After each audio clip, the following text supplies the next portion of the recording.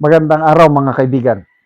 Bigyan natin ng reaction, opinion, itong pahayag ng dalawang UP students.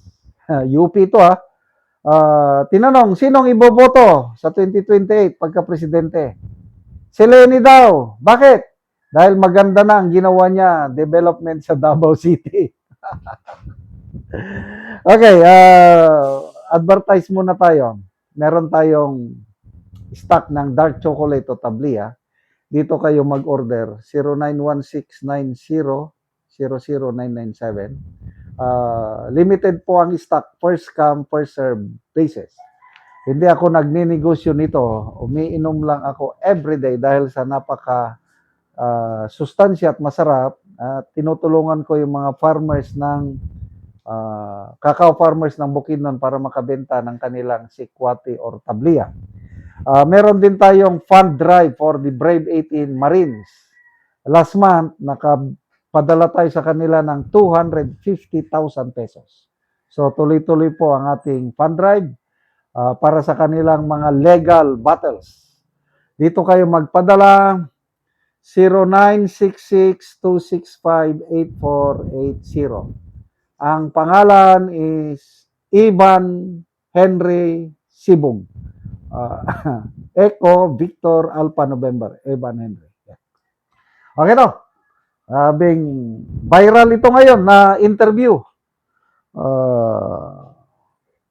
Pinost ni Kabunso Facebook Reel. Tinatanong sinong iboboto. Si Lenny Robredo. Maganda na yung development ng Davao. What more pa kaya kung sa whole Philippines? Naga. Ay, Naga! Naga yun! Ay, sorry. Ulit. Si Lenny Robredo. Maganda na yung development ng Davao. What more pa kaya kung sa whole Philippines? Naga. Ay, Naga! Naga yun! Ay, sorry. Ulit. Si Lenny. Yung lalaki naman, in-interview din. Sabi ng lalaki, Lenny Robredo rin. Bakit daw? Dahil sa development daw sa Naga na ang mga linya ng kuryente ibinabaon na daw sa ilalim sa lupa. Sino bang gumawa nun? Di ba? Davao din. Davao din ang gumawa nun. Okay. Nag-search ako dito sa AI, Google. What is the comparison of Davao City and Naga City in terms of revenue, investments, economic growth? Okay, ito ang sagot.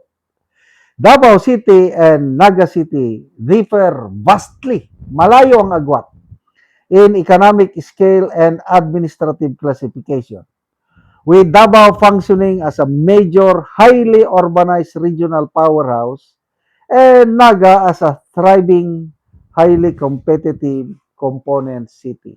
So, langit at lupa ang agwat. Davao reports a total operating revenue of over 15 billion pesos and a massive multi-billion peso economic output, whereas Naga operates on a smaller, localized scale while excelling heavily in percentage-based growth and regional competitiveness. Ito.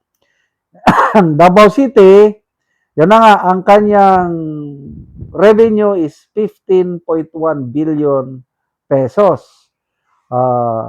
Ang operating income niya is close to 16.18 billion pesos, backed by over 32.9 billion in total assets. Ang Naga City naman is wala. Operates on a community level component budget, generating lower absolute peso revenues through recognized consistency for high local transparency, accountability. So, ang mga investments sa Davao, kasi kino-compare nila, maganda na daw ang development sa Naga. Ano ba itong mga estudyante sa UP? Are they aware kung ano talagang nangyayari sa Naga? Investments sa Davao attracts massive national and international township and real estate capital anchored by major developers like Ayala Land, SM Prime, and Robinson's Land is spanning hundreds of hectares. Naga City captures about 21% of total regional investments in Bicol, punching above its weight class by ranking, ano pa, economic growth. Davao City ranks as the 5th largest city economy in the Philippines, contributing hundreds of billions in national GDP with annual growth pacing around 7%, while Naga City frequently places near the top tier of component cities for economic growth. So, ibig sabihin, malayo pa iha ang Naga City. Huwag nyong sabihin na ang ganda na. Yes, in fairness kay Madam Lenny, nagsisimula pa lang siya. Kaya maganda yung desisyon ni Madam Lenny na huwag munang tumakbong presidente para maituloy-tuloy niya ang magandang nasimulan niya sa Naga City. Wala akong problema kay Madam Lenny. Wala siyang issue ng katiwalian. Mas gusto ko nga kung maibabalik ko lang ang panahon. Time machine. Lenny ang presidente sana natin ngayon. Kung alam ko lang na budol-budol man itong BBM. Mas mabuti na lang yung sinasabing lutang basta walang bahid sa korupsyon. Ito naman, nabudol tayo, akala natin magaling, kung ano yan, pangako, whatsoever. Ano ngayon? Wala na.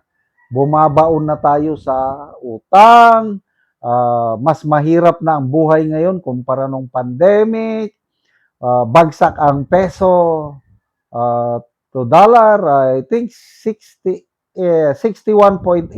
na ang isang dolyar palitan sa peso. Wala na. Bagsak na bagsak tayo ngayon. But sa 2028, wala pa, malayo pa ang tatahakin ni BP Lenny, ni Madam Lenny kung lalabanan niya si BP Sara. Sorry na lang. Salamat sa inyong pagsubaybay sa channel na ito. Nakakatulong kayo ng malaki sa tribong Talandig na Bukidnon dahil ang income natin sa channel na ito is pantulong po sa tribo. Namimigay tayo ng libreng yero at pako para makapagpatayo naman sila ng mas maayos na tirahan. Panoorin nyo ang video na ito. Dire sa balay ni Potensiano Tiguman nga taga barangay Tikalaan Purok Tristan Alahay Talakag Bukidnon. So mo na ni ang gitabang nga yero nga ilang giatop karon.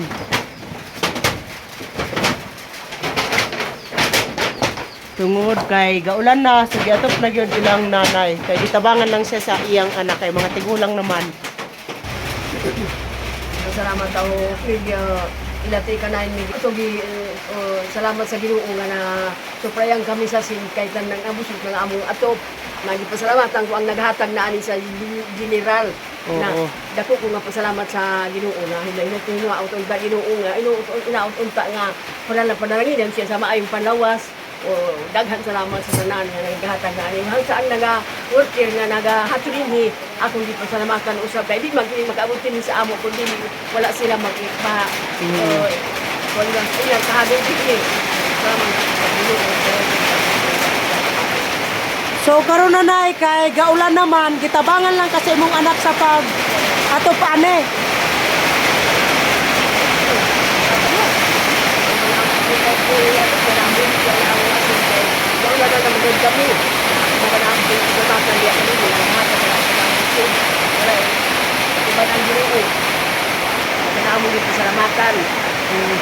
So pila na to katuig na nay ang inyong atop?